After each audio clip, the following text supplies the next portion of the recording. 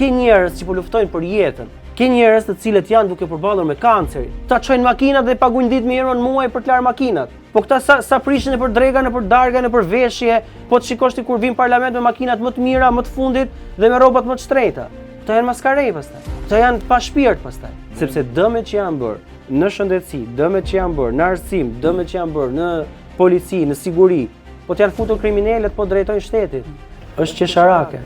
Po të them, që njerëzit nuk kuptojnë dot çfarë po ndodh. I rrin peng një rroge, rrin peng një pune, rrin peng se kushuriri të kushuririt është në një pozicion të lartë shtetëror dhe se kur të kemi hallën ne do kemi atë. Kur ikën ai pastaj rrin ngrohu në diell. Çështjet dhe kauzat e mia në jetë nuk kam për t'i tradhtuar. Nëse unë i tradhtoj, i kam hapur sfidë kudo të më shikojnë rrugë, të më pshtyjnë fytyrë. Në vend ku shumica heshtin, ai flet. Në një sistem ku shumë veta mbyllin syt, ai denoncon. Por pyetja është sa kushton e vërteta.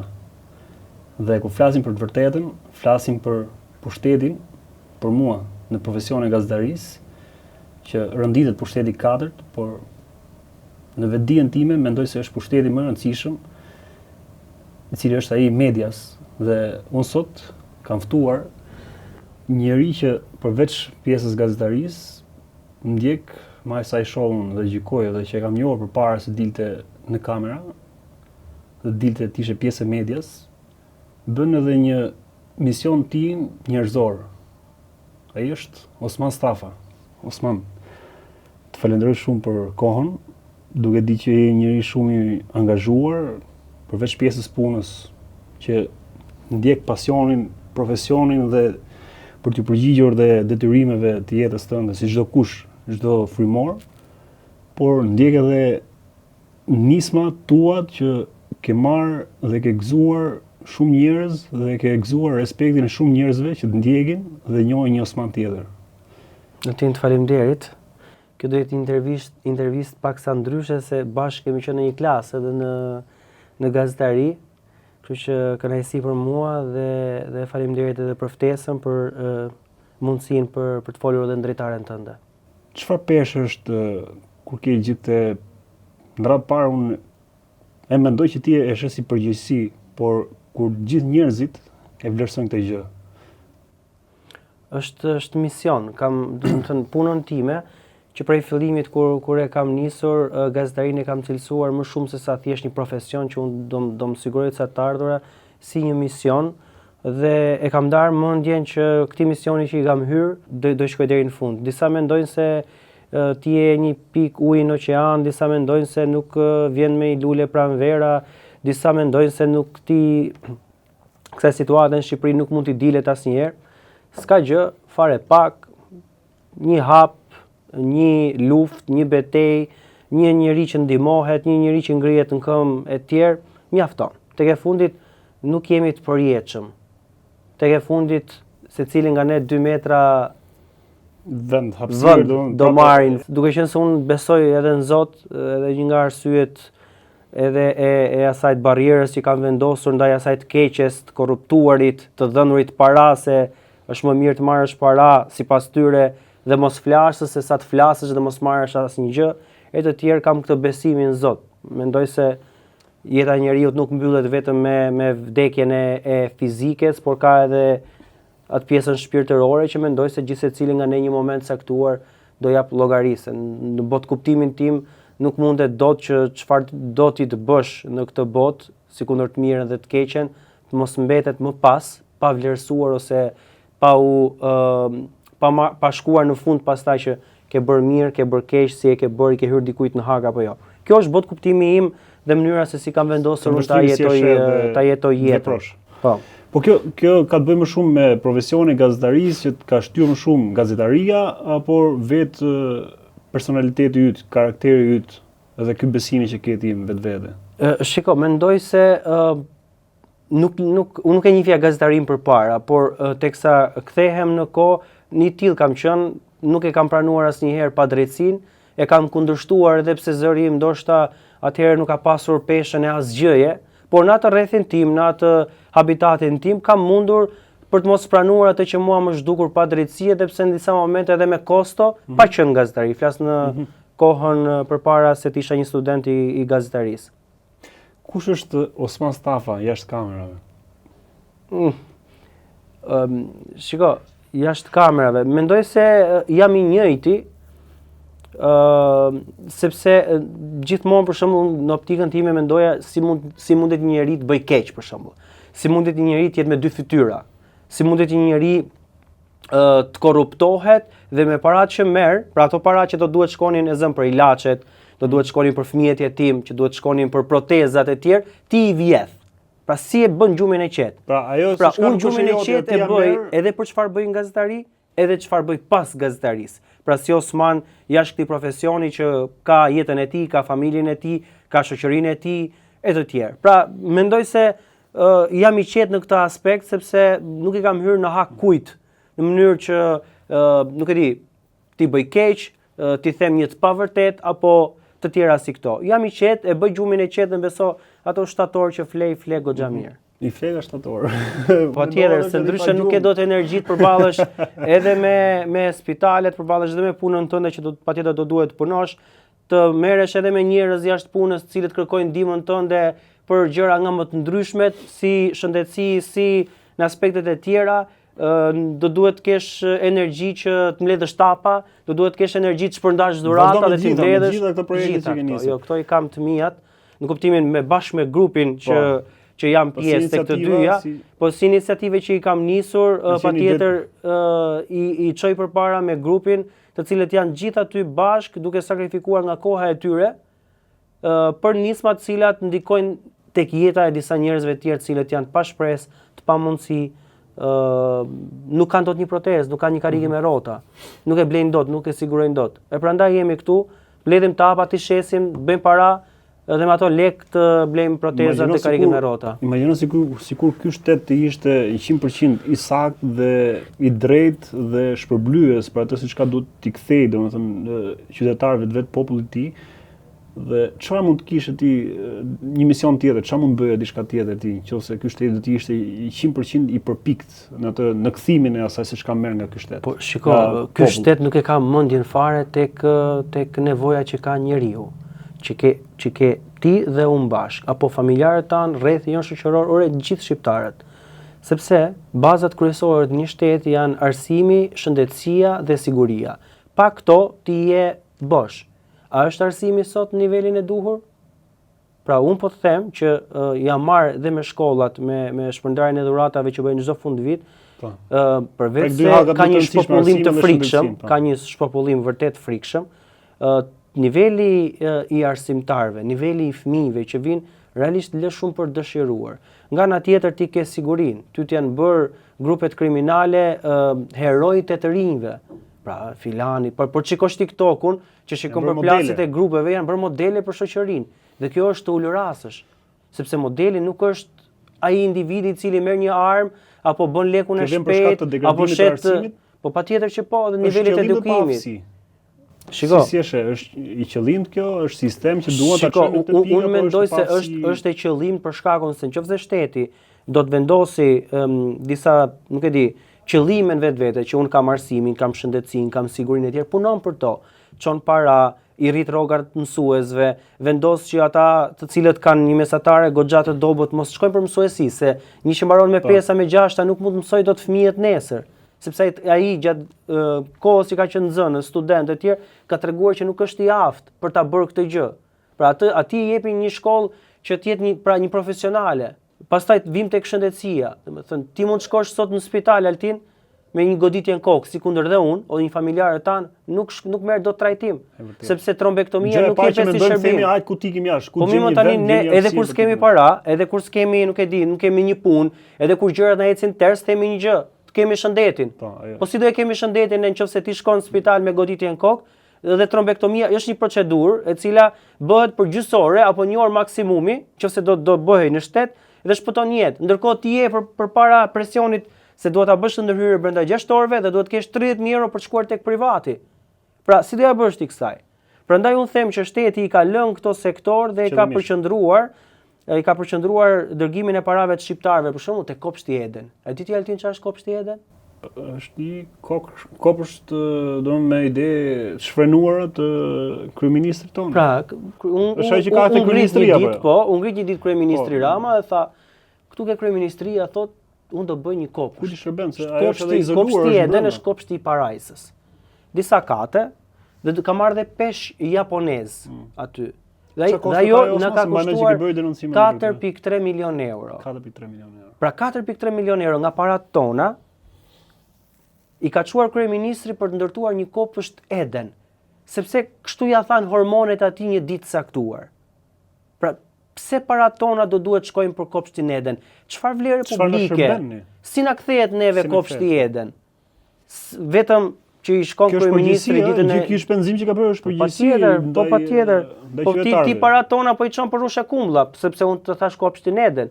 Por ti më pas ke këto palmat i mban mend te rruga Tiranë-Durrës, ikën palmat u mbollën pisha. E di sa është kosta e këtyre që i ka kushtuar parave tonë, pra taksave tona, 8 milion euro.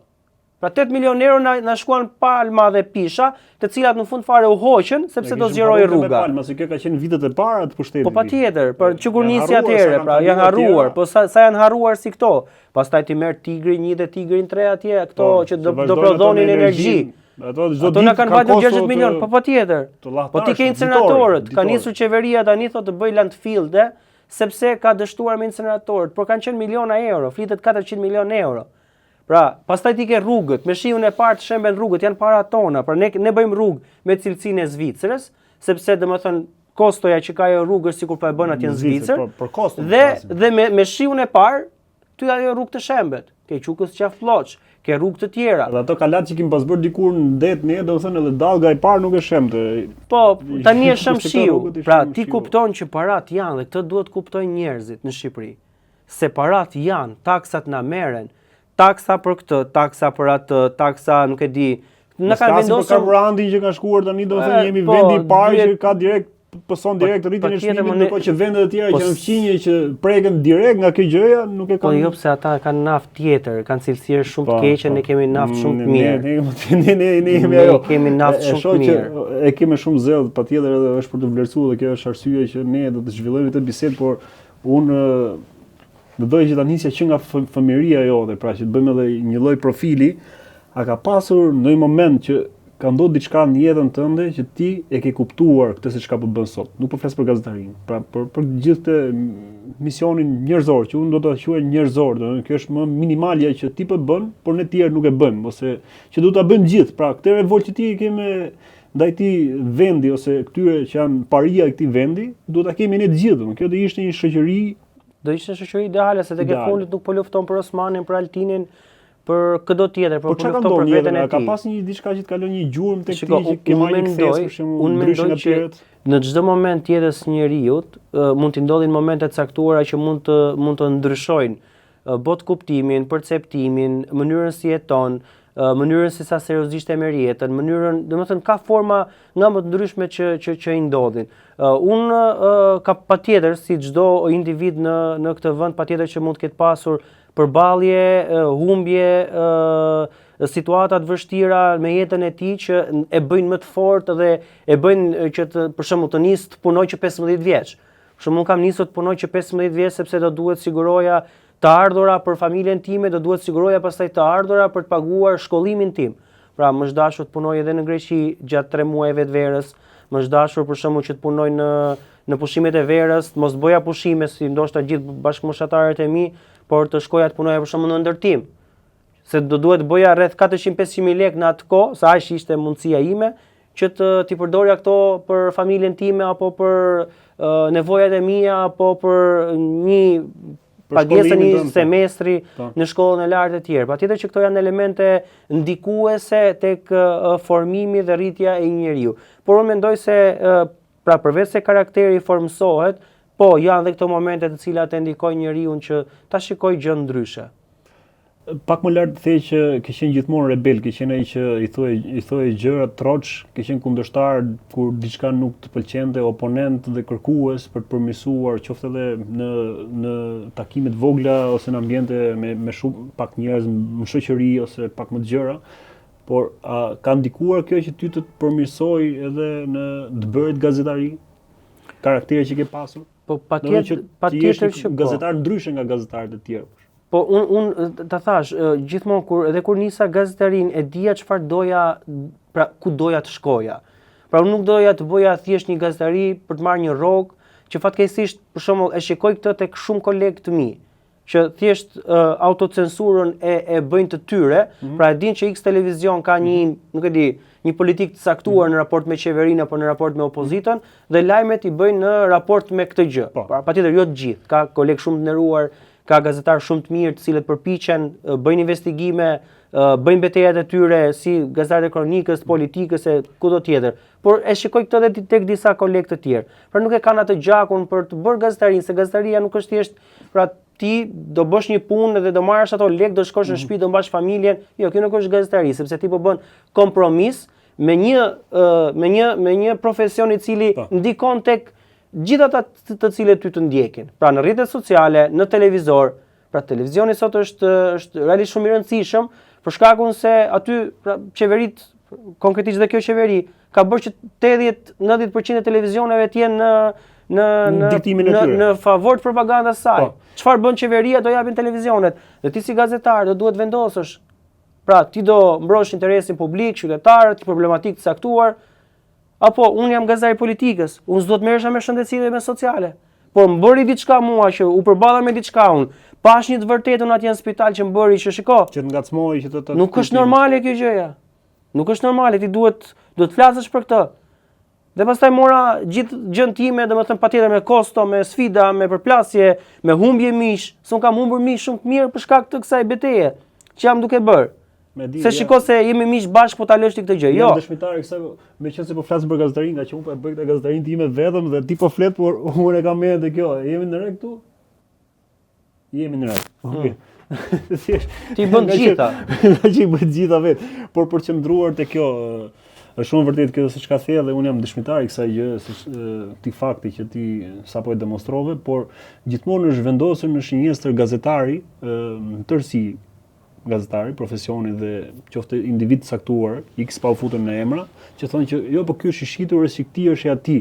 Por dua që jo për ta justifikuar për ato që na ndjekin, por ndoshta edhe ai gazetar që punon në X media, siç punon edhe ti, është diktuar për të mbajtur linjën e atyre 90% të medias, televizioneve ose mediave, për që ndjekin një linjë propagandistike ose politike të X partije. Sepse në Shqipëri si mund ta bëjë një gazetar këtë, domethënë, që të jetë i vërtetë dhe i pavarur në mendim, ndërkohë që atje mund të shkëpusin sinjalin ose transmetimin ose mund t'ia çojnë edhe pyetjet gati që flitet gjithmonë kjo teori. Patjetër më kjo ndodh, patjetër dhe prandaj dhe publiku ka një mosbesim ndaj gazetarëve. Domethënë është unë e shikoj këtë që ka një mosbesim, një tendencë për një që shiko se ju jeni pjesë e problemit etj. Deri diku duke qenë se patjetër, duke qenë se qytetarët e kuptojnë çfarë ndodh, ata nuk jetojnë në një planet tjetër. Në Shqipëri jetojnë dhe ata. Këto taksa paguajnë ata, këto pension marrin ata. Këto pra premtimet e vazhdueshme elektorale që përsëriten i kanë dëgjuar ata, dhe ti kur vjen si gazetar me një qasje, domethënë sikur ajo ndodh për herë të parë tjetër, patjetër gjykohesh nga publiku. Problemi i Shqipërisë është se pra shumica e pronarëve të mediave kanë interesa financiare. Për shembull, ti ke media që janë investitor strategjik, kanë marrëdhënie biznesi me shtetin. Si për ti që këto media të bëjnë gazetari? Po. Ato kanë median thjesht si një lloj garancie për të pasur sukses biznesi i tyre e të tjerë, por asnjëherë në interes të publikut. Ti ke lajme, të cilat kanë qenë lajme për të publikuar dhe nuk janë dhënë nga televizionet. Pra rasti Balluku në shumë televizione nuk u transmetua. Pse? Ishte zëvendës kryeministre, numri 2 i shtetit. Si ti spaku doli në deklarata konkrete. Pra çfarë po ndodh me mediat në Shqipëri? Gazetarët e guximshëm, gazetarët të cilët duan të bëjnë betejë, nuk e shikojnë thjesht si një profesion, por si mision, i kanë gjetur dritaret e tyre për të folur, si tek media të caktuar të cilat bëjnë shkrime investigative dhe pranojnë shkrime investigative, si nëpërmjet rrjeteve sociale. Për shembull, kam zgjedhur që çështjen e shëndetësisë ta trajtoj në rrjetet sociale. Dhe kam vënë re që nga 1 milion shikueshmëri që un kam pasur përpara se ta nisja këtë lloj beteje, për shembull ka vajtur 11 milion shikimet e mia në Facebook për shembull, vetëm Facebooku. Është Instagrami, është TikToku, pra ti ke mundësi për të bërë një gjë, sepse çfarë ndodh, e di çfarë ndodh? Pra, trajtimi i çështjeve të shëndetësisë, patjetër dhe nismat e ndryshme që un kam bërë që të jem pra në kontakt më prezant tek njerëzit. Edhe kam shumë persona që më ndalojnë në rrugë. E di çfarë më thon? Do të vrasin, pushose do të vrasin. Vërtet është. Pra, psikologjia e individit i cili të ndalon rrugë, kujdes se do të vrasin, nuk u besohet këtyre. Por unë këtë gjë e kam menduar, unë nuk jam unë këtë gjë e kam menduar, di çfarë rrugë i kam hyrë, di me çfarë po përballem, sepse unë e di që po përballem dhe kam ndar mendjen pra me veten time që çfarëdo çmimi të jetë, unë do ta paguaj për të vërtetën. Dhe këtu do të jemi, koha do e tregoj. Unë çështjet dhe kauzat e mia në jetë nuk kam për t'i tradhtuar. Nëse unë i tradhtoj, i kam hapur sfidë ku do të më shikojnë rrugë të më pshtyjnë fytyrë. Sepse kjo është kauza e jetës time. Pra unë dua që kur të shkoj një pacient në spital të trajtohet siç duhet, të ketë pajisje, të jenë analizat bëhen gjitha, të mos ketë mungesë ilaçesh, sepse është më normalja. Gjithë mund të përballemi. Dhe unë këtë kaos, por unë nuk jam një njeri që të shes as të blej, as të shitem, sepse paraja për mua ka një gjë, nuk më eksiton më vëlla. Nuk më eksiton mua leku. Po, do punoj për të jetuar, do punoj për të mbajtur familjen time, por që ta mbledh dhe që të kem para, që të them do bëj ato shifra, të shkoj Maldive etj, nuk e kam. Në Maldive edhe mund shkosh ti më pas. Po nuk e kam. Po them në idenë që se nuk shkoj atje në Maldive se shkoj këtu, domethënë më afër rreth rajonit tonë etj dhe bëj pushime të mira, se nuk kam në një kështu. Plus pastaj ka probleme edhe me avionin. Por po them që nuk jam nga ata njerëz që do të shes ndonjëherë në jetën time njeri dhe kauza. Pra kjo është baza e jetës time, është arsye e jetës time. Ata të cilët kanë tentuar me forma mish etj e kanë provuar se kush jam unë ose do ta provojnë. Por kaq kohë sa e ke bërë këtë gjë nga media ku ti punon, a ke pas ndonjëherë diktim që të thonë për shembull mos Osman se po e te i kalon se atyre të medias ku punon ti mund t'i kenë thënë diçka? Pra duhet dalë te kjo. Këtë si çka po bën ti dhe nuk po e bëjnë gazetarët e tjerë, ata nuk e bëjnë për shkak të vullnetit të tyre, pra nuk gjejnë zjarrin brenda vetes që ta bëjnë, po të them këtë gjë. I pengojnë pronarë, domethënë e mediave. Altin, mua gjatë kësaj vere, për shembull, më ka ardhur një ofertë për punë për një televizion tjetër i cili si nga aspekti financiar dhe para dhënia 6 muaj etj ishin komoditet për një gazetar. Dhe vendosa të mos ta refuzoj sepse më vu përballë kushtit që ti nuk do flasësh për shëndetësinë. Vendose ta refuzosh? Patjetër. Po. Pra e refuzova totalisht pa e menduar. Pra nuk mund ta pranoj unë të shitem. Nuk flet dot gjumë rehat në mbrëmje. Dhe e refuzova. Çka do të thotë se News 24 sot për mua është televizioni i vetëm që unë ose ndër pak të vetmit që unë mund të bëj gazetari siç unë dua. Pra të bëj gazetari pa më ndërhyr njëri, pa pasur, nuk e di, pyetje të dërguara të gatshme apo nuk e di. Duke gazetari tamam, por për te pjesës misionit që ke me gjitha këto probleme që janë, kauza që ke ngjitur, por ti bën edhe gazetari, kjo është një gazetari që bën një pyetje vet. Ke televizione në Shqipëri të cilët edhe gazetarët e tyre nuk i lejojnë të shkruajnë as në Facebook. Por këtë po thoja. Pra, unë sa kohë jam duke shkruar dhe kam jo pak vite, po më bën gati 4 vite që po merrem në mënyrë intensive me çështjet e shëndetësisë, do të thotë që News 24 mua më ka lejuar ta bëj këtë gjë. Po përsa përket gazetarëve të tjerë, e bëjnë se janë edhe cënuar apo ka edhe nga ato që nuk e bëjnë edhe për shkak të vullnetit të tyre? Po mund të jenë të dyja. Po mund të jenë të dy. Po nuk duan të ngatrohen, nuk duan të përzihen, nuk e kanë këtë pjesën e. Pse zgjolle gazetarin dhe jo diçka tjetër? Gazetarin se e doja që i vogël, e kam dashur që i vogël. Pra edhe në ambientin tim familjar kur diskutonim me tjerë e hidhja si mundësi gazetarin, edhe pse në fillimet pra kur kam konkuruar nuk kam kapur gazetarin sepse familjarët e mi donit më dërgonin drejt degëve, financë, bank, administrim, biznes. Leku i qëndrueshëm sepse mendonin se gazetaria nuk sjell pra të ardhurat mjaftueshme e tjerë, por unë mendoj se një gazetar mund t'ja bëj rrogën vetes, pra të ketë një rrogë të mirë, pra nëse është bëhet një gazetar i mirë, një gazetar i kërkuar, një gazetar me peshë në shoqërinë ato çfarë thot. Dhe pastaj kam ardhur në Tiranë dhe thjesht vendosa të bëja ato çfarë unë mendoja se do ishte më e mira për mua. Dhe ka qenë kjo rruga e vjetër Tiranë-Elbasan në vitin 2011 dhe thjesht mendova që okay, nëse unë do zgjedh diçka që ma imponojnë të tjerët dhe do dështoj, doa kem si përgjegjësi atyre. Po do them që ju më bët mua. Dhe do justifikoja veten time, shiko se po t'ishte se do kisha zgjedh vetë, do isha diku tjetër. Edhe thash, okay, do zgjedh atë që unë dua. Dhe ajo që doja ishte drejt gazetarisë. Dhe zgjodha gazetarinë dhe nuk më doli keq. Në raport ku je sot, domethënë, jo, është maksimumi. Ke menduar ndonjëherë që thuash ta lësh deri sot apo të shtuar dorë? Dy gjëra janë të sigurta. Unë nga Shqipëria nuk kam përtik asnjëherë që ta braktis si vend, sepse edhe jam edhe idealist, edhe jam një person që Basti mollë.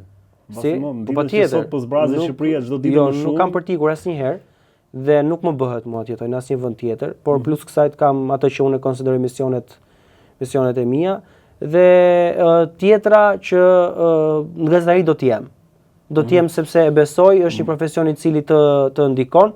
Nuk e di domethënë se çfarë mund sjell jeta patjetër. Politikën si është politikën, mbaj mend disa bisede që kemi pas bërë bashk kur ishim student. Por nuk është kjo politika që ja vlen të bëjmë sot Altin. Sot nuk e mendon? Po nuk e mendoj sepse un jam që njerëzit në Shqipëri kanë nevojë për alternativa të reja, jo për njerëz të cilët kanë të dyja kahët 36 vite gati në politik.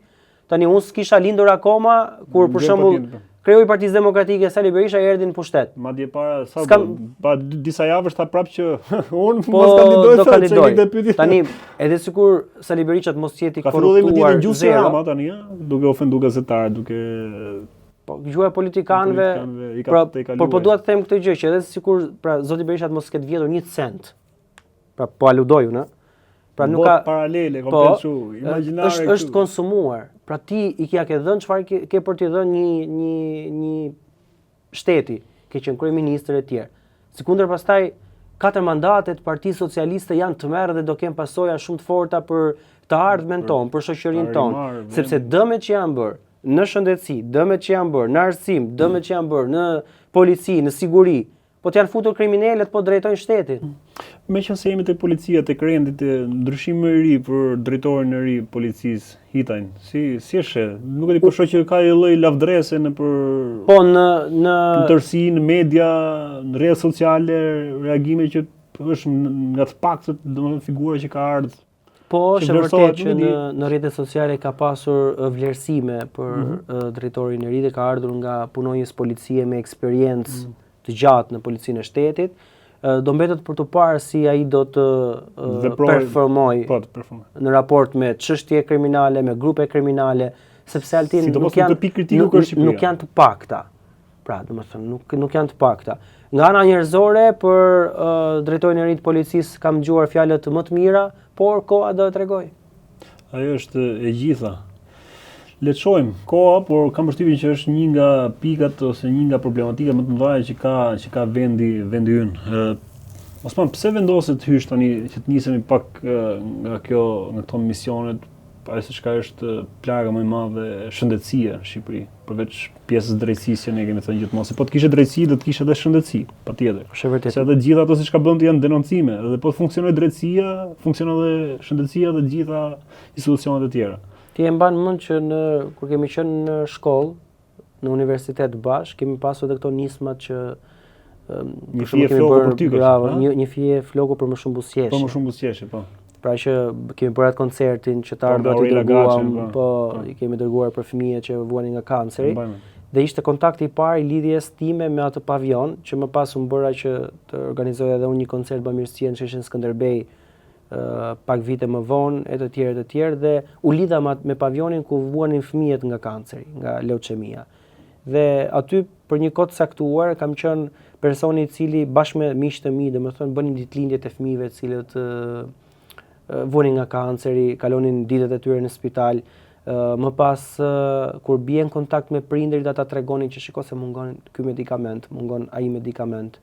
Nuk bëhet këtu për shembull transplanti i palcës kurrizore që është i rëndësishëm për fëmijët me leucemi, po s'kemi para për të dërguar në Itali, po kjo, po ajo e tjerë. Dhe në një kohë vendosa të isha ndihmuese i tyre sepse po të nisja betejën time, po kam qenë më shumë i vogël atëherë, pa qenë ai gazetari i njohur. Vendosa t'i ndihmoj me njerëz të ndryshëm, po të hysh për shembull në Facebookun tim do shikosh që shpeshherë kam vizituar atë pavion. Deri në momentin kur ka qenë një vajzë nga një zonë e veriut të Shqipërisë, 5 vjeçare, të cilën e morën prindërit e saj për ta çuar në shtëpi për të vdekur. Sepse spitali kishte 3 javë pa medikamente dhe nuk dinin prindërit kur do vinin ilaçet. Më merr nëna në telefon në asaj vajzës, ja kishin dhënë numrin tim, edhe më thot, unë po e çoj vajzën time 5 vjeçare në shtëpi që të vdes.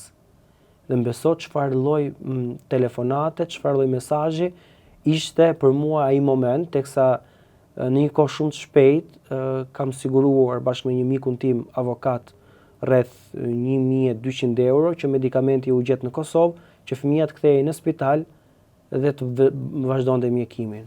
Dhe ky moment, ajo gjatë asaj një jave, më besoj që kam përjetuar një gjendje ankthioze shumë të madhe. Nuk e perceptoja dot si mundet një fëmijë i pafaj ta çosh në shtëpi për të vdekur se spitali që e ka për detyrë të sigurojë medikamentet nuk i siguron.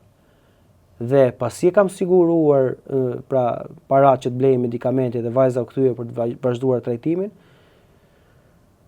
thash me veten time që këta nga unë nuk do të gjejnë më paqë.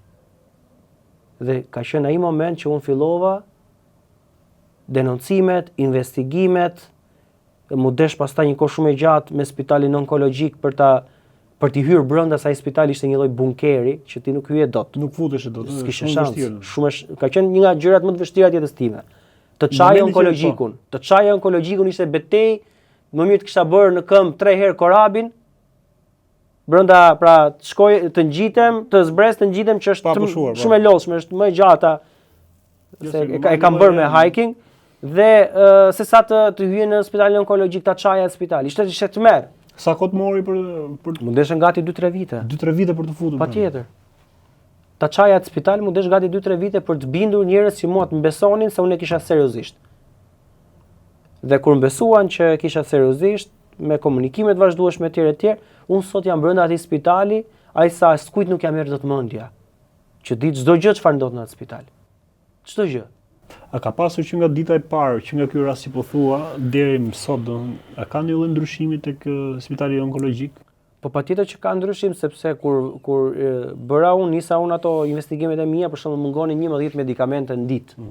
Sa thonin mjekët në atë chatin e tyre që unë kam siguruar dhe që ua kam premtuar që do ua publikoj të gjithë, sepse ka mes tyre pretendencë se unë kam tjetërsuar mesazhet e tyre, dhe unë ua premtoj që do ua publikoj të gjithë ato. Domethënë thjesht po bëhem gati që 5 vite komunikim të tyre pa u hequr asgjë, madje edhe emrat do ta kenë aty të gjithë. Pra, dakord, po bëj transparencë dhe më pas publiku gjykoj, ka mund të drejtë apo kanë ata të drejtë. Vetëm një gjë që jam duke e menduar, vetëm do vendos me iniciale emrat e pacientëve që kalojnë aty. Për të respektuar se unë nuk e di, një pjesë mund të kenë ndruar jetë, një pjesë nuk e di si mund të jetë situata e atyre pacientëve që kanë mbetur pa medikamente dhe që emrat kalojnë në atë chat. Çfarë ka ndryshuar? Për shembull, një nga gjërat e fundit që ndryshoi është vendosja e 30 poltronëve të ri. Për shembull, kishte gra, burra të moshave të ndryshëm, të cilët bënin kimioterapinë e tyre në karrige. Pra, është më shumë se ç'njerëzore.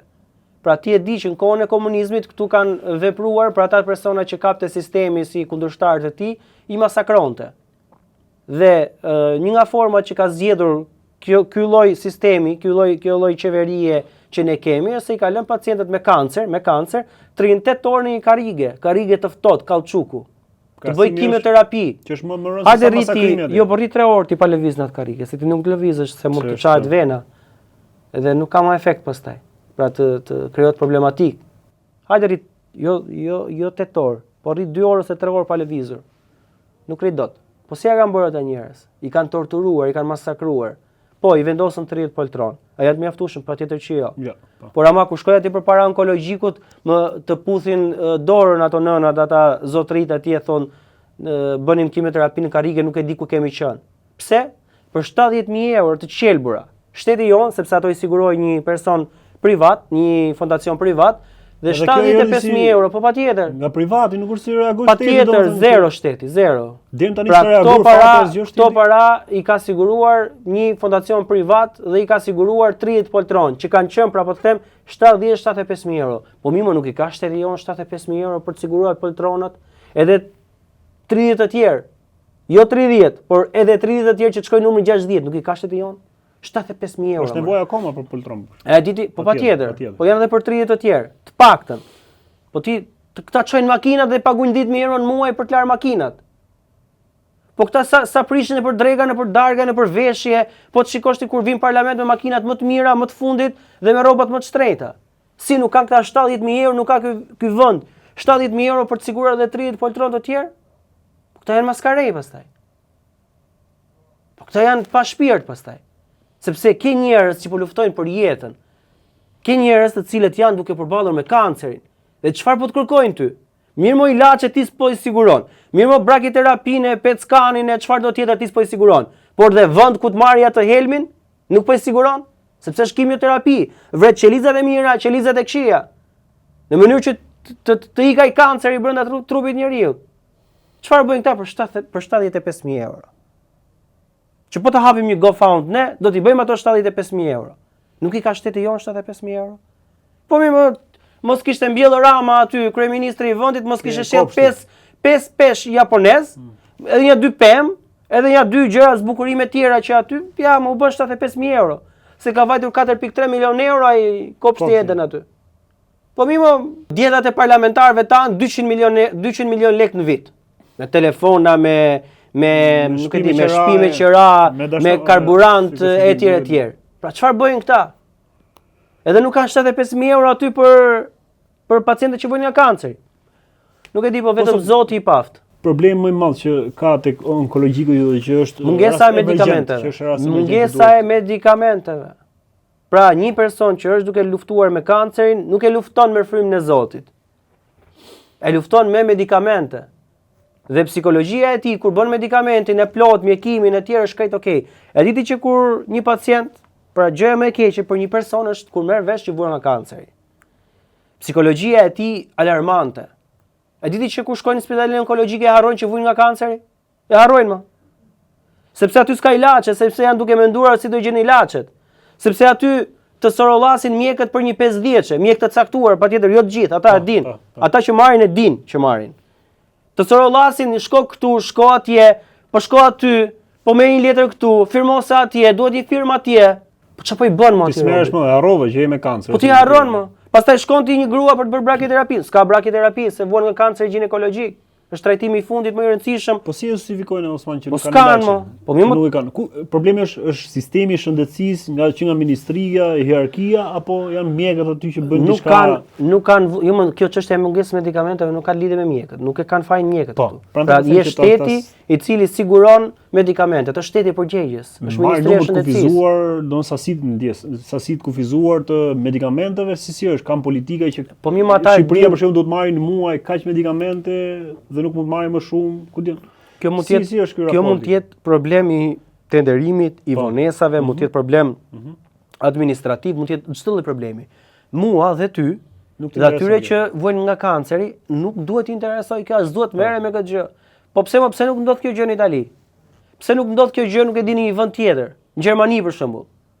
Ase më ndoshta te prova dhon me shembull me Gjermaninë, se është ku e ku, po flas në një situatë normale. E ka Kosova për shembull brakiterapinë, që luftohet kanceri ginekologjik vetëm tek gratë. E ka PET-skanin Kosova. Se kemi pas këtu 35 vite. Pse e ka Kosova? Nëse kemi.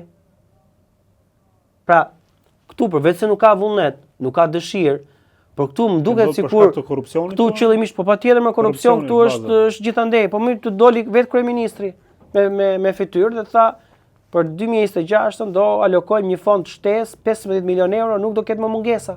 Aktualisht sot mungojnë. Ka ilaçe që mungojnë sot, 4 medikamente janë sot që mungojnë. Do Cetacel quhet njëri, pembrolizumab, temozolomid dhe acidi folinik. Të mungojnë. Dhe me këto, me disa për tyre luftohet diku rreth 5-6 lloj kanceri. Si t'ja bëjnë këta pacientët? Kur merr ti antibiotik se do luftosh një lloj, nuk e di, infeksioni që ti mund të kesh, a e merr ti sot po, nesër jo, pas nesër ndoshta, pastaj fillon, s'ka efekt. Po mirë, kur ti nuk pret që të ketë efekt antibiotiku kështu. Po kimioterapia si do ketë efekt? A e din këtë mjekët? E din. A e din këtë Ministria e Shëndetësisë? E di. A e di këtë kryeministri i vendit? Patjetër më që e di se ja kanë thënë, se e ka thënë ai publikisht. Pra kupton çfarë ndodh? Edhe kjo vjen se çfarë ndodh me mjekët? Pra, kam lexuar një diçka shumë të bukur që ka ndodhur në Slovaki në vitin 2011. 2400 mjek ka dhënë dorëheqjet. Bravo, kjo doja dilja. Pra pse kanë dhënë dorëheqjen ata? Sepse shteti i tyre nuk plotësonte nevojat që ata kishin për të trajtuar pacientët. Shumë e thjeshtë. Dhanë dorëheqje në grup 2400 veta. Shteti më njëherë hyri në marrëveshje, i siguroi nevojat dhe ata morën mirënjohjen dhe realisht. Një lloj grup shteti nga mjekët. Bravo. Grup shteti. Pse mos e bëjnë këtë gjë në Shqipëri? Pse nuk e bëjnë këtë gjë në Shqipëri? Unë ua sugjeroj ta bëjnë. Po të jenë gjithë bashkë, askush s'ka çfarë bëjnë. Kanë frikë. Secili mendon që mund të marrë atë rrogën, të shkojë në shtëpi, të bëj punën time dhe kaq e tjerë dhe mbaroj historia. Jo, mo jo. Nuk mund të vazhdoj kështu. Po nesër do të bie ty më. Nesër po ka që u kanë rënë. Ka që u kanë rënë atyre familjarëve tyre. Kemë raste konkret. Po patjetër që po. I di shumë mirë, ata e din shumë mirë. Ore, po të bëhen gjithë bashkë, ata nuk janë bashkë. Po të bëhen gjithë bashkë. Ore, jo 2400. Po ndoshta 100. Ndoshta 200. Mjek të cilët bëhen bashkë. Është mjaftueshme. Është mjaftueshme se do shkojnë njerëzit në mbështetje. Unë, tjetri, unë do jemi para që do t'i mbështes. Në atë linjën pra për të lënë atyre vendi, linjën e dytë do të jem unë. Osman, me kë ke këtë luftën për pjesën e shëndetësisë? Me sistemin. Patjetër, aty janë parat, ata i vendosin ku do shkoj. Janë parat, pra. Po patjetër që janë maltit se i numëruan vetëm, unë po të them, vetëm me satelitët që i kemi çuar ne dhe që kanë zbritur 6 milion euro. 4.3 milion euro kopshti Eden. Dhe palmat e këto janë 18.3 milion euro. Do ishte bler ndoshta 2 brakiterapi, një akselerator tjetër, 2 PET scan e ca ilaçe. Po me 18.3 milion euro, Altin, i kemi çuar për rrushe kumlla. Sepse ashtu i është tegur. S'na kthen asgjë. Po asgjë, mo çat kthyen dy satelitët. U ngritën gjoja për zjarret e nuk e di çfarë do bënim ne. Në Shqipëria, nuk e di, edhe 2, jo 1. Vendosën palmat dhe pishat, dhe ato ziruam rrugën. Kopshti Eden e ka vetëm kryeministri, ai e shijon. Se po e ka një. E shijon vetëm kryeministri. Kjo është. Është për të keq, pak më parë qëndrove tek mesazhi që the që do i publikosh. Besoj i ke kaluar një pjesë të mirë të atyre. Po, disa i kam publikuar, disa. Ja kam çuar prokurorisë Spakut, nuk e di çfarë do bëjnë ata, dhe tashmë jam duke i përgatitur që t'i publikoj të gjitha, sepse çdo kush duhet ta mësojë atë vërtet çfarë ka ndodhur në spitalin onkologjik. Dhe unë do të jem garancia për këtë. Çfarë shkruhet aty? Si trajtohet? Duhet dalim më shumë tani në aspektin e asaj se çka është mungesa, gjithë baza e kësaj bisede që bëjmë ne njerëzore. Po. A ka aty, domethënë se mund të jetë mjek që është përballë këtij sistemi, por është për shkak të asaj se duhet ta bëj këtë punë, se ka detyrimet e veta, nuk e din se çka halli mund të ketë pas atij. Pra për të thënë atë skemën që the ti që po t'japin dorëheqjen ato, po dalin bëjmë bojkot, do ndryshonin gjërat. Por po e ndjek se i duhet i përgjigjet tjetër saj. Por duhet qasjen e tyre te këto mesazhet, si trajtojnë këto pacientë, domethënë, çka flitet midis tyre? Para punës në ato komunikime del haptazi dhe qartazi që medikamentet kanë munguar në mënyrë të frikshme dhe kriminale. Pra, një mjek onkolog e di fare mirë që nëse nuk zbatohet protokolli për ato që merr kimioterapinë, normalisht ai person shkon më shpejt drejt vdekjes. Avancon sëmundja, bëhet më e vështirë për të trajtuar, nga stadi i parë që mund të jetë, mund të shkojnë në stadin e dytë, në të tretë, në të katërt e të tjerë. Nga ana njerëzore, një pjesë aty janë realisht unë nuk e arrit sot e kësaj dite nuk kam arritur të kuptoj se si një mjek onkolog për shkak të mungesës medicamenteve bën batuta apo shaka apo ironi me pacientët. Me rastet? Patjetër.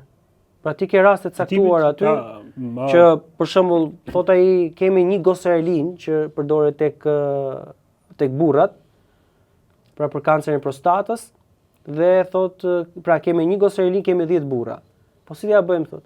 Po jepja njëri do ta marrin 9 tjerët në varr.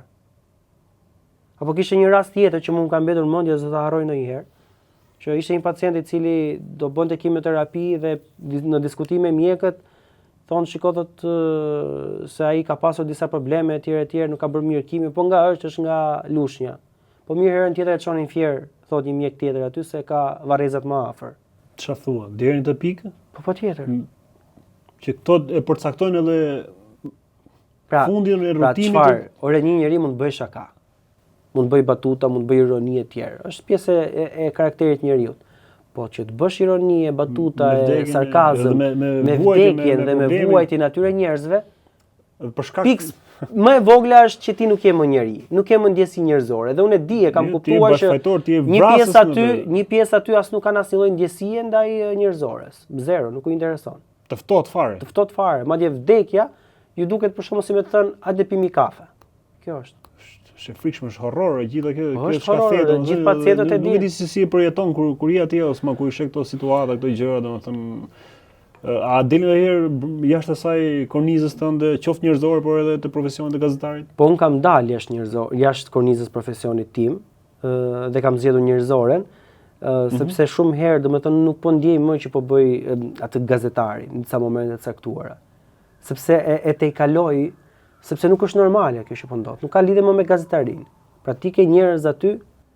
Pra vetëm ditën e sotme, sepse unë shkoj çdo ditë në spitalin onkologjik, sidomos pas kërcënimit që mora.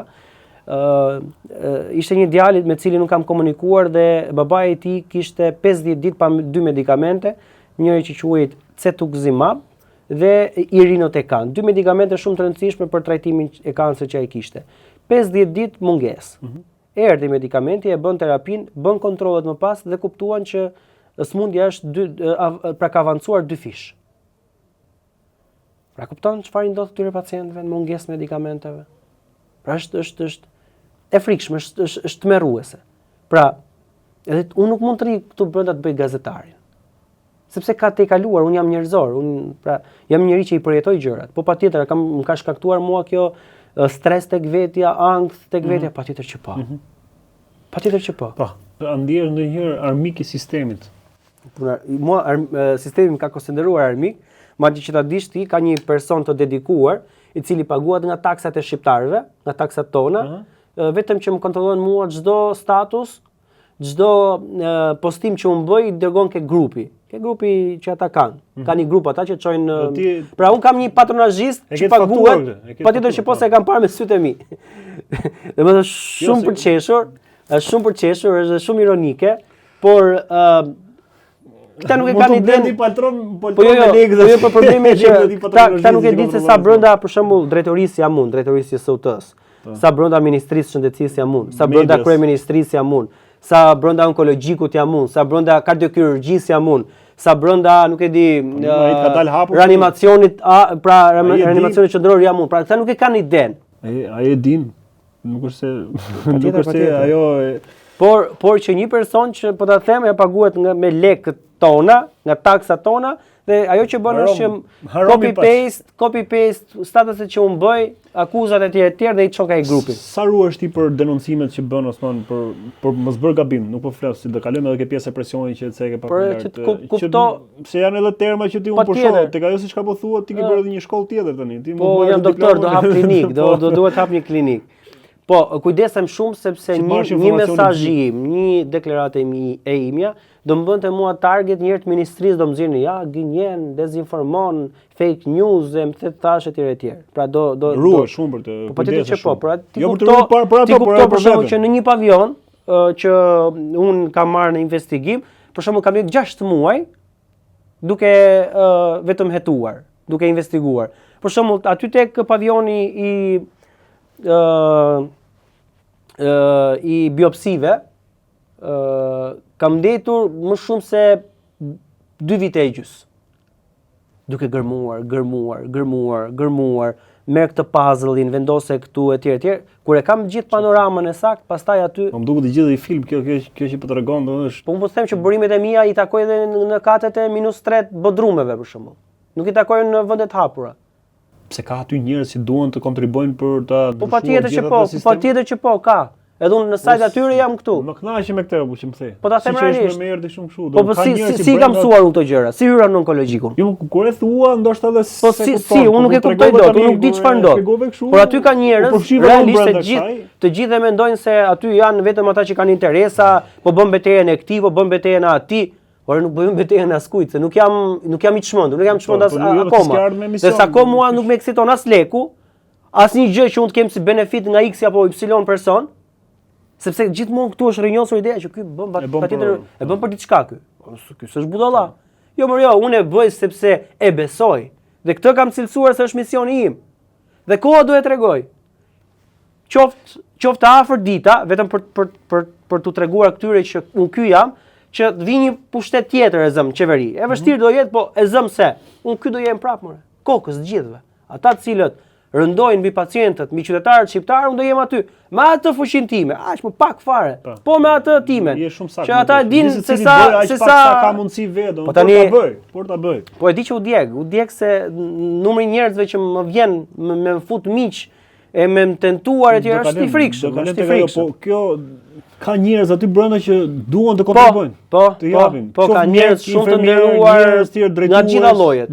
Nga gjitha llojet. Pozicionet ku janë. Edhe në heshtje thon po bravo. Duhet ta bënim ne, por nuk e bëjmë dot sepse na persekutojnë, na heqin nga puna, na bëjnë këtë e tjerë dhe po më duhet të ishte ata. Me cilin nivel nuk je dakord aty Osman, aty që janë brenda spitalit për shembull. Ai që ti sa i shet të errën syt nuk një pjesë e drejtuesve të shërbimeve. E kanë parë atë vend si tokë të Xanon, për vetë se e kanë bërë që të përfitojnë. Pra e kanë si një vend aty që thjesht përfitojnë për të çuar njerëz te klinikat e tyre private. Për shembull një pjesë e bëjnë këtë gjë. Për shembull unë nuk e di, por këtë e kam nga komunikimet me pacient, me mjek. Një nga shërbimet më të mira aty është shërbimi i kardiologjisë për shembull. Që është Alban Dibra, personi i cili e drejton.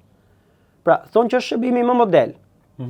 Jo, nuk po e them unë, pra po e thon pacientët. Pra, unë për çdo shërbim në pavion QSUT, më vijnë mesazhe nga njerëz që këtë na bën, këtë na detyruan të japim, na krijuan radhë fiktive dhe u detyruam se do shpëtonim jetën e familjarit ton, etj. Por për këtë pavion se kam dëgjuar për kardiologjinë. A ka pas rasti që njerëzit për shembull konstatuar që ja kanë futur kot për diçka për shembull? Nuk gënjejnë kot njerëzit. Jo.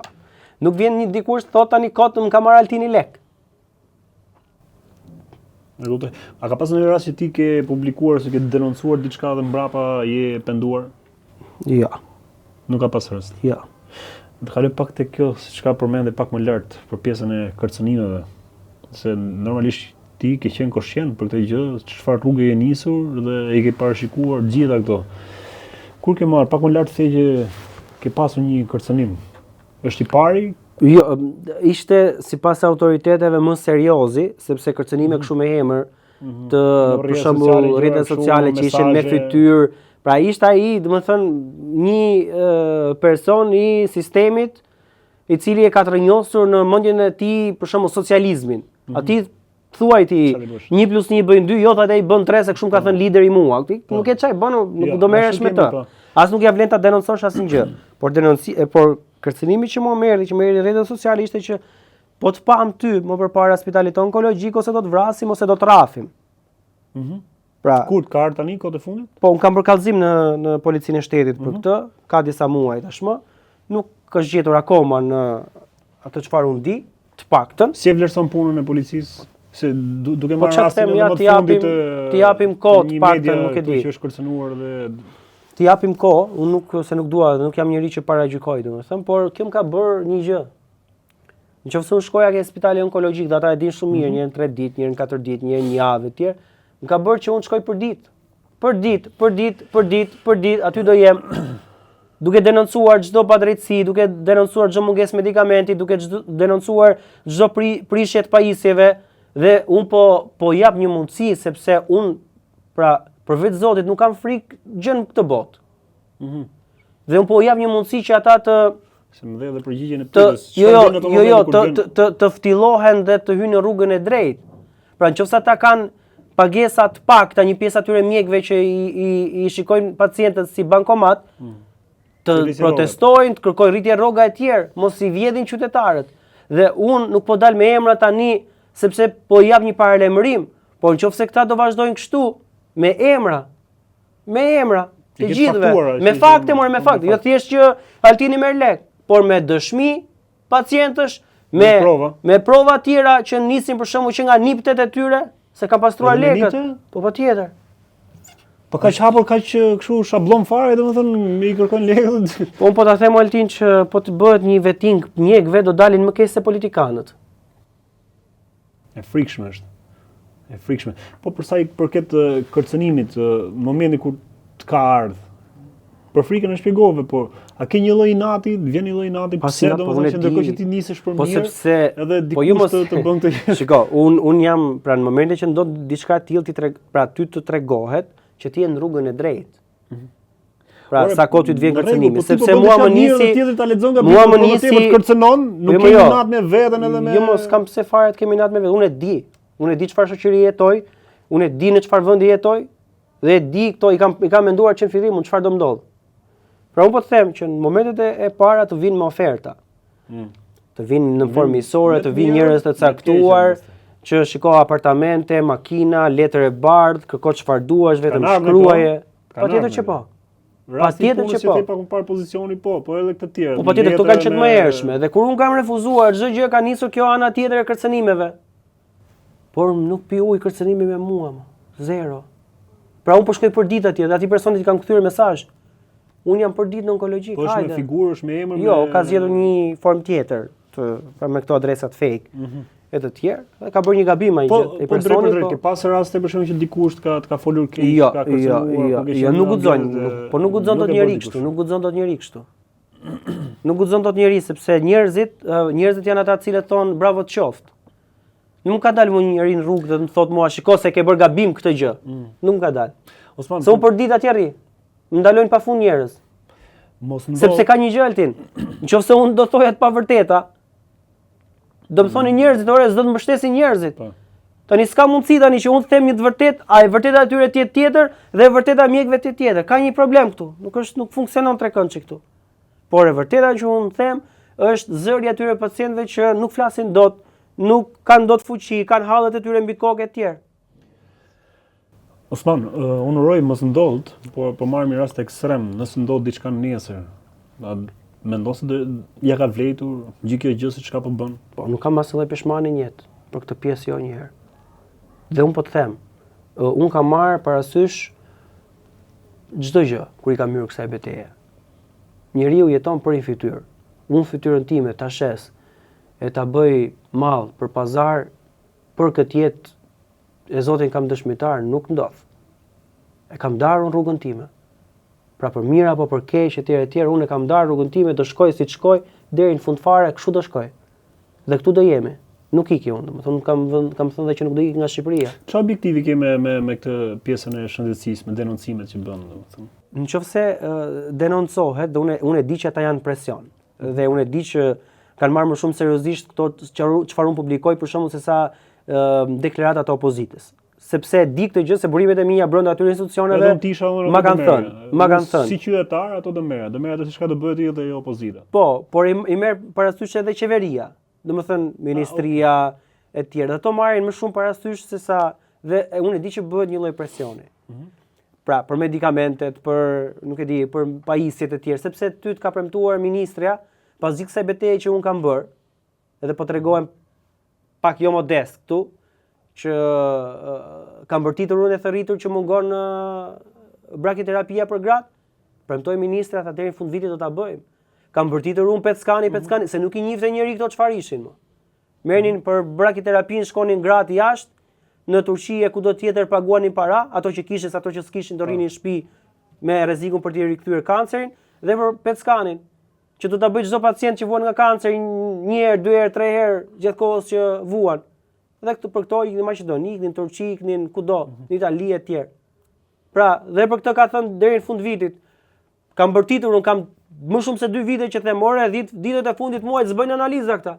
S'bëjnë analiza, bërtite, derisa vajti Del ministri që e konfirmon. Po, nuk bëhet, thot, po mbledhim dhëna, thot. Po është normale kjo që mos bën analizat të ditët e fundit muajit, se ne nuk e kemi muajt me nga 30 ditë. I kemi me nga 20 ditë altin. Smuresh në datë 21, po do presësh datën 30, në datën 1 muaj tjetër për të bërë analizat. Smuresh ti, po të rish, po u bëre keq, fati jot i keq, më vjen keq.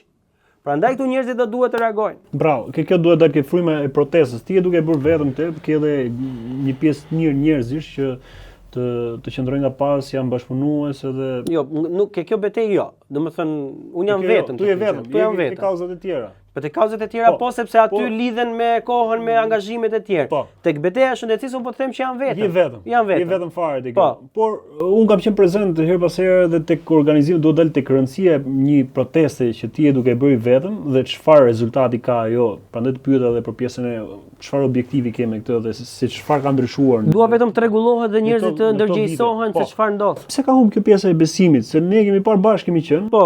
Kur këtë gjën për pjesën e shëndetësisë e ke bërë më të madhe që ke ftuar dhe njerëzit dhe një pjesë kanë ardhur, duan një këndvështrim tënd. Po patjetër që unë për shembull kemi thirrur bashkë me anëtarë të tjerë të shoqërisë civile, kemi thirrur protesta dhe kam vënë re që nuk është se kanë shumë interes. Pra, bëhen 50 veta, 60 veta, 100 veta, 150 veta në një rast tjetër e tjerë. Nuk e di pse ka humbur besimi tek shoqëria jonë. Por unë mendoj se kur vjen puna tek shëndeti, prek edhe demokratin, edhe socialistin, edhe atë pa parti. Nuk është se ky, nuk e di, mungesa e brakiterapisë ose ilaçave për kancerin është vetëm për demokratët dhe vetëm këta do e hanë.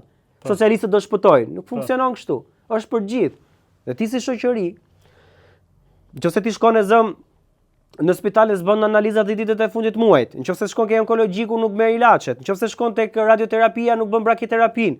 Nëse shkon tek imazheria nuk bën dot PET skanin. Nëse shkon tek neurologjia nuk bën dot trombektomin. Nëse shkon pastaj tek, nuk e di, tek kardiokirurgjia, apo aty ke një rrallë të madhe dhe nuk bën dot operacionin dhe do detyrohesh të paguash. Nëse shkon pastaj tek francezi dhe nuk e lente, ke një vit që s'ke lente. Po çfarë po pret më? Mos dilti për Osmanin. Dil për vetë. Mos dil për, nuk e di, për asnjë njeri. Por dil për veten tënde se presioni këtu zjen groshën thot populli. Po.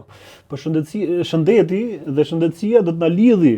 Në mos sot nesër do të na lidhi. Po patjetër mos sepse nuk je imun. Po ti ore në mos ty, nën babain, motrën, vllajin, gjyshen.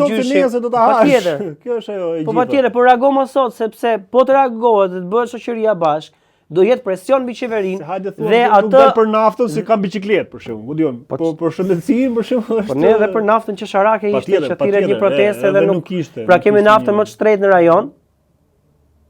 Edhe këtu nuk ndodh asnjë. Kush e ka vrarë këtë? Kush e ka vrarë Osman këtë pjesën e frymës protestës që njerëzit nuk këtu njerëzit janë pengë të një rroge. E di ç'a ka një gjë, pra të fut në punë edhe të jep një rrogë.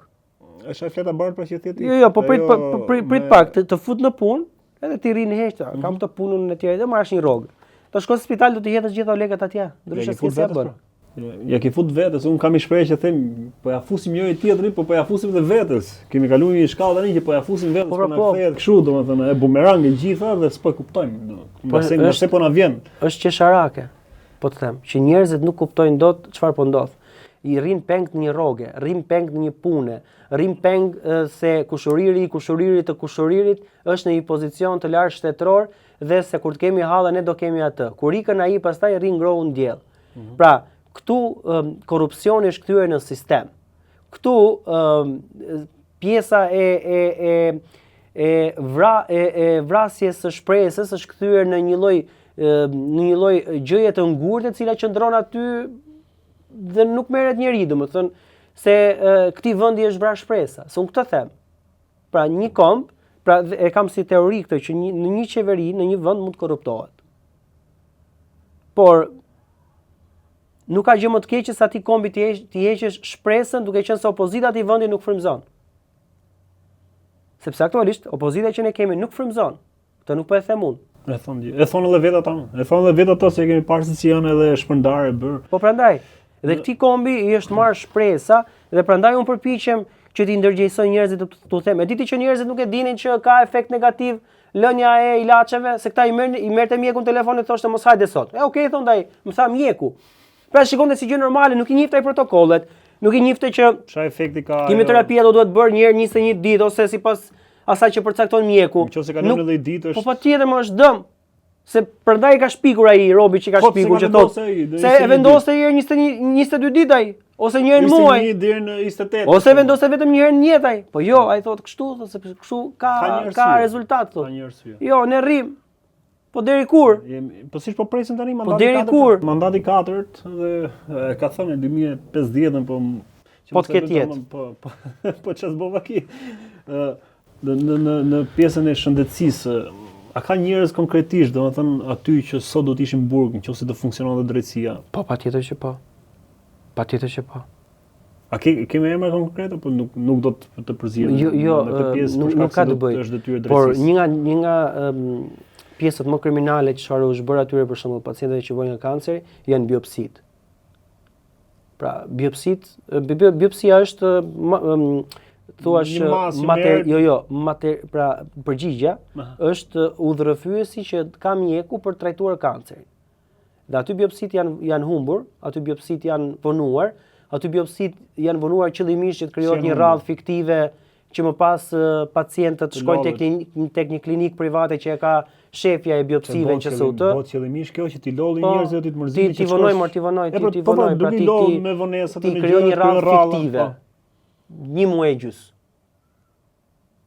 Dhe për të marrë lek këtyre pacientëve, duke i premtuar që do i çoj biopsi në Itali dhe duke u ardhur si përgjigje një flet pa firmë, pa vul, pa datë, pa emër mjekësh. Gjë e cila nuk është biopsi, nuk e di çfarë është, por biopsi nuk është. Biopsia ka emër mbi emër të mjekut kush e ka bërë, apo janë dy, nëse janë dy, ka datën, ka vendin ku është bërë. E të tjerë këtu s'ke asgjë. Kjo është krim, kjo që po thuat nëse vjen në këtë. Po kriminali më është, po këtë po them, pse po bërtas? Po dëgjoj, prandaj nuk po dëgjoj. Pra, ke biopsit, ke ilaçet onkologjikut, ke radioterapin, ke pavionet tjera kirurgjikale, e tjerë që janë skandal. Mos të shoft Zoti. Se po vajte. Osman, falenderoj shumë për gjithë këtë bisedë, ke përfshi shumë, sado që e kishe me shumë merak. Osmani edhe për këtë pjesë për ta bërë këtë bisedë, a do të ishte me vlera apo jo? Jo, në kontekstin se edhe me këto ngacmimet e mia, siç ishte edhe ky që ndoli shumë spontan, por duhet ta sqaroj se përderisa shkoi kaq mirë edhe gjithë këtë bisedë unë jam shumë i kënaqur dhe uroj që gjithë këto gjëja të vinë atë veshin që unë thash, që i thash Osmanit tani, domethënë që nuk po e dëgjoj. Por realisht domethënë të se çka po bën ky njeri, do ta bëjmë gjithë në formën tonë. Gjithë secili aq sa ka mundësi, nëse vjen dorën gjithë tek ai guri, të shtyjë aq sa ka të vetën, do jetë e frikshme për ata që janë atje sot në krye të këtij sistemi dhe që po na marrin peng ne, domethënë, edhe po na shkatrojnë jetën. Po një ndërtoi është edhe ajo se çka unë nisa, është edhe pushteti 4 që thuhet, media dhe hipokrizia, si gjithmonë luhet me këtë pjesë ku thuhet jemi më afër popullit, janë të sloganet, i pari në lajmin e fundit, jemi afër njerëzve, jemi këtu, jemi atje, edhe me drejt njerëzit ku i shohin të spektakël kaq të madh të atij ekranit vogël kudo, krijojnë besim për shkak se nuk kanë gjetur besim as në polici, as në prokurori, as në gjykatën, as edhe sistemin. Edhe gjejnë te pushteti 4 tek media. Edhe media pastaj bën spektakël edhe media. Ne e tham pak më parë, pak më lart ndoshta me trash, po ta them pak më holl tani që të kalojmë. Është e kapur sot media? Patjetër. Totalisht e kapur. Në Shqipëri. Kjo është fakt publik, gjithë e di. Media në Shqipëri është totalisht e kapur dhe për këtë arsye nuk ka më interes publiken. Qëse do të kishte një media jo të kapur, media në tërësi nuk do ishte e kapur, do ishte shoqëria, pushtetet, 3 pushtetet tjera, ekzekutiv, legjislativ, gjyqësori, do të ishin më, le të themi, më me kom tokë se të bëjnë detyrat e tyre. Nuk mundet dot që në Shqipëri të mbizotërojë një media dhe të mbahet në këmbë vetëm me reklama, është e pamundur. Dhe patjetër mund të ketë, nuk e di, tolerime apo gjëra të caktuara, por duhet dini që ajo çfarë po ndodh sot në Shqipëri vetëm media dhe interes publik qytetar nuk është. Nuk është. Je koshent për këtë pjesë. Patjetër që po. A ndihesh i vetëm Osman në këtë luftë që ke nisur në aspektin e medias, po flas. Pra, në këtë se çka po bën ti në pjesën e shëndetësisë denoncimeve dhe mbështetjes që ke nga mediat. Unë kam kolegët e tu. Ja kam thënë gjithëve. Osmani është një person i cili po bën një gjë të caktuar. Bëje ti më mirë. Pra ti e ke pushtetin, ti ke gazetarët sociale, ka çdo televizion. Shkoj të bëj të bëjnë kronikat e tyre për të japin zë. Të japin zë se do përballemi të gjithë me këtë sistem herët ose vonë. Pa janë kthyer ato në një PR të këtyre institucioneve? Po e kuptoj unë, po patjetër, në momente të caktuara po. Thjesht bëjnë, domethënë, të qokën e tyre dhe kaq. Po çfarë arsye nuk flasin ato? Nuk ka di arsyet realisht, se nuk mund ta ludoj që të them kanë marrë këtë, kanë bërë këtë pazar e tjerë, se nuk kam prova. Dhe unë jam një njerëz që dua ta shikoj, ta lexoj, ta vërtetoj, ta kem një indicie që them që po kjo është arsyeja. A ka gazetarë që bëjnë shoh me hallet e njerëzve? Nuk e di këtë, nuk di të them, sepse unë mendoj që çdo intervistë, çdo dalje televizive e një individi që është në një hall, ndihmohet. Unë kam një lloj parimi që them që, për shembull, dërgojmë karroca apo proteza dhe them nuk e dua dali me fytyrë. Sepse unë nuk dua t'ia marr atij dinjitetin për një karrocë apo për një protezë, edhe pse për atë karroca dhe proteza është shumë e rëndësishme. Apo për fëmijët që them nuk dua t'i nxjerr me fytyrë. Kam parimet e mia në kuptimin e gjës, pra kur ka raste specifike. Dhe pastaj duhet ndajmë. Kemi raste të caktuara që ai nuk fiton dot asnjë gjë pa atë operacionin apo apo duke përballur me leuçemin, e ty të duhet ta nxjerrësh me emocion me fytyrë për ta publikuar, për të prekur të tjerë që t'japin para që ti ta çosh ti shpëtosh jetën. Tani zgjidhni, këtë do zgjidhje ti. Do zgjidhje atë që në atë moment të dilte me fytyrë, të dilje ti me fytyrë, të kërkoje ndihmë. Ka dilema se etike. Shteti jot, këto janë dilema etike. Po patjetër. Po në atë moment ti ke primare jetën. Po qëllimisht pastaj është jo njerëzore, por ka dhe raste tjera që mendoj, nuk e di, pres një konfirmim tëndin, nëse a ka gazetarë që realizojnë një temë, ndërkohë që këtë temën nuk e transmetojnë se ka bërë një marrëveshje tjetër. Këto patjetër që po. Pra, ai koncepti i gjobës që thuhet publikisht sot. Po patjetër që po. Sidomos emisionet për shumë investigative këte kanë të tyre si gjë. Këtë kam qenë pjesë vetë një rast i tillë dhe mund të them që një nga arsyet që unë bëj të çka bëj sot në format e mia, që gjykohen vazhdimisht nga ju, është kjo arsye. Çfarë ke humbur nga kjo rrugë? Nga kjo çka ke nisë, domethënë? Ke humbur diçka apo po, kam humbur ndoshta, kam humbur ndonjë apartament apo dy apo ca makina, kam humbur komoditet, kam humbur shifra në llogarinë time, nuk jam fare pishman. Shok miq që the pak më lart. Po, patjetër dhe kam humbur miq. Kam humbur një persone të caktuar që kam pasur një marrëdhënie shumë të mirë që sot nuk kam asnjë lloj lidhje komunikimi më dhe e gjithë çfarë ka qenë shëndetësia. Sepse ke pritur ta sqarosh apo ja lën kohës? Kam tentuar të shpjegoj situatën time që unë jam në këtë situatë, do ta çoj deri në fund dhe nuk mund të më ndërhyjni te kjo. Por secili zgjedh rrugën e tij. Unë kam zgjedhur timen. Dhe ke kjo rrugë unë nuk njoh edhe vllain tim. Unë në të gjitha ata i mora përgjigjet, por do më duhet ta bëj si pyetje. Nuk është se ma ka shkruar dikush, po thjesht ndërtova një lloj skalete tillë, domethënë tek ajo se çka mund të lexohet, siç e the pak më lart ti, ndoshta e gjitha kjo ti se bën përpara, e the atë. Po mund të ketë një lloj ego të brendshme që ti don të përflitesh, mund ta bësh për klikime, mund ta bësh për shumë arsye tjera. Patjetër. Qëndron kjo?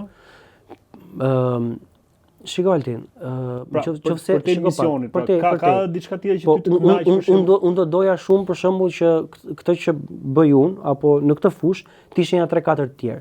Tani si pretendon ti që të bësh gjithë këto gjë të mos kesh për shembull, se unë kam pasur, ta thash, në fillimet e mia ose kur merresha me çështje të caktuara, sepse unë që për vitin 2016 e kam nisur pra për ndihmuar njerëz, për t'i çuar për spitale, për të bërë operacionet e çfarëdo gjëje tjetër.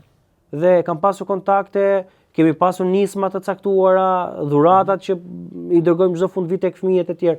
Nuk e kam vuajtur këtë pjesë, e kam pasur. Pra unë i hyrë një rrugë që kam humbur miq, kam pasur presione, kam pasur beteja të mia, kam pasur kërcënime, dhe ta bëj vetëm për çështje klikimesh, realisht nuk kam, se kam pas shumë presion që më shkëtyr në stres. Apo më duhet marrë dhe vendime të caktuara në momente të caktuara që çfarë do bëj. Do vazhdoj, si do e vazhdoj? E ke këtë dilemë, e ke shpesh, të vjen kjo? Po jo dilemë në idenë sepse për shembull jo dilemë jo, për arsye të ndryshme, nuk po themi. Po patjetër njeriu gjatë gjithë kohës dhe jetës tij e ka me dilema. Është në pikë pyetje. Është në pikë pyetje, pra ty të kërkohet tani që unë të merrem me spitalet e tjera. A mund t'i përballoj? Unë jam në Tiranë, kam punën time. Dhe po të them që unë me pra çfarë kam arritur të kuptoj gjatë gjithë kësaj kohe apo gjatë 10 viteve të fundit paktën. Gjithë këtë çfarë unë bëj, kurse si nuk e kam për çështje klikimesh. A të vinë këto automatikisht? Po patjetër. Pse të vinë këto automatikisht? Jo, po pse të vinë këto automatikisht? Po mos ndoshta këtë nuk po e bën dot asnjëri tjetër? Unë do thoja, nuk e di, i paçin klikimet e botës vetëm e bëfshin. Edhe të tjerë këtë gjë, sepse më ndihmon dhe mua. Do të qëndroj tek ajo që the, do doje shumë që të kishte 3, 4 ose më shumë. Po patjetër. A ka pasur në këtë rrugtimin tënd që t'janë afruar dhe që kanë thënë që do ta bëj domun se shoh filloi. Jo, nuk ka pasur. Arsye të ndryshme që nuk ka pasur. Jo. Jo. Si është këtë? Se di, nuk e di. Por se di, nuk e di, nuk di t'jap një shpjegim, unë për veten time i kam hyrë një gjëje të caktuar që mendoj se do ta çoj deri në fund dhe me këtë kam bindje më maksimale tani. A ka ndërgjegjësuar kjo shqiptarët, qytetarët, njerëzit që të shprehen më shumë? Të shprehen më shumë? Po, të shprehen më shumë, po, dalin nëpër denoncime që unë bëj, kanë filluar të kuptojnë çfarë është protokolli, kanë kuptuar të kuptojnë rëndësinë e kimioterapisë në kohë, kanë kuptuar që nuk bëhet kimioterapia në karrige, shumë të tjera, domethënë, të cilat janë aty. Pra, është ndërgjegjësuar një pjesë e pacientëve të cilët kanë qenë në hall. Pra kanë qenë në spitalin onkologjik. Po, a ka shqiptarë që kanë probleme me shëndetin atje, që nuk duan të flasin? Kanë frikë, e vetmja gjë është që kanë frikë sepse thonë që unë do shkoj prapë dhe kanë frikë se nuk i bëjnë ilaçin siç duhet. Kanë frikë se e fusin në rrallë, nuk e marrin kohë etj. Çfarë ti thoj një qytetari që ka frikë? Një mesazh. Po unë nuk e di se çfarë mund të ketë më shumë nga çfarë mund të ketë më shumë frikë një person që po përballet me kancerin. Ai po përballet tashmë me vdekjen. Ka një betejë jeta vdekje ato që kanë nisur. Po çfarë do ketë më shumë frikë? Se nuk do bëjnë ilaçin? Kjo nuk ndodh. E sidomos me ata të cilët kanë komunikim me mua, që i fusin të parët vetëm me idenë që ata të mos më shkruajnë mua që gjëja nuk po shkon siç duhet. Se ka edhe kështu. Dhe nuk mund të ketë më frikë njeriu nga një gjë që i bëhet pa drejtësi. Se kjo që po i bëhet aty është pa drejtësi. Nëse ti ul kokën përpara pa drejtësisë, nuk ke më nesër fytyrë të ngresh kokën për çdo gjë që ndodh në këtë vend. Edhe kur nuk ngren kokën ata që pra familjarët atyre që ndodhen përballje me kancerin, nuk e di nëse ne do ngrihemi ndonjëherë për ushqimet, do ngrihemi ndonjëherë për të naftën, do ngrihemi ndonjëherë për korrupsionin, do ngrihemi nuk e di për çfarë. Kjo është fatkeqësia e këtij vendi, por unë dua të mendoj pozitivisht dhe të mendoj që si është jetën nesër, do ndryshoj Shqipëria? Njerëzit, unë besoj se unë jam idealist i natyrë dhe unë mendoj se do ndryshoj Shqipëria. Po të mendoja të kundërtën nuk do ta bëj as këtë betejë. Po pak më lart më thej që vetëm ti, nuk e ti që ta afrohesh. Po ndoshta do vinë nesër. Kush e gjithë lloj reagim ke tjerët? Ndoshta do vinë nesër. E pretën nesër. Po patjetër. Po ta thash, po mos kisha shpresë, po mos besoj, nuk do ta bëja këtë se po marr kosto, po humb njerëz, po shumë presione etj. Jo se kam frikë mund, betohem, domethënë nuk e di pse, por nuk më impresionon asgjë në raport me kërcënime apo me situata të caktuar, nuk më impresionon Maltin. Pra jam përballë, ti e di, ti më njeh, unë nuk jam që të kem ndonjë të fortë nga mbrapa apo ndonjë biznesmen të fuqishëm, pra që mua të më mbaj etj. Por e kam prapa s'kam asnjëri, e them këtë lart të Zotit, edhe drejt deri në fund. Cila është betejë e radhës? Betejë e përditshme është spitali onkologjik. Betejë tjetër është trombektomia, betejë tjetër është sigurimi i brakiterapisë i peckanit. Betejë tjetër është që qytetarët të bëjnë analiza 30 ditë muajt, jo vetëm 20 ditë. Betejë tjetër është sigurimi i capajisjeve të cilat janë diagnostikueshë shumë të rëndësishme që o mungojnë o janë prishur. Këtë betejë kam unë. Osman, të falenderoj shumë për këtë bisedë. Uroj që të shërbej. Kjo është ajo fjala jote si ti çka e thua çdo ditë në atë si çka bën, dhe të falenderoj shumë që këtë e tham edhe sot tek Pisku, dhe uroj që kjo puna Pisk, siç është në Shqipëri dhe në shëndetësi dhe në gjithë ato që i numëruam sot në këtë bisedë me vlera me Osmanin, uroj që të shërbej që çdo kush ta kthej tek vetja këtë lloj reflektimi, që t'i japim dorë njëri tjetrit dhe siç e theksoj gjithmonë unë, dhe të bëjmë sa do mundemi për këtë vend. Kjo është ajo përçarja që na kanë futur këto, dhe që shohim njëri tjetrin në distancë dhe nuk i afrohemi, që hallin e dikujt që nesër mund të jetë i joni, nuk e shohim sot. Dhe kur ta shohim nesër tonin, do ta shohë ai që ti s'e ke parë dje. Bravo qoftë për këtë çka bën, dhe faleminderit ty për ftesën edhe për gjithë intervistën, Altin. Miq, uroj që ta shihoni dhe të merrni më të mirën. Ju përshëndes. Kujdesuni për veten. Të jeni mirë.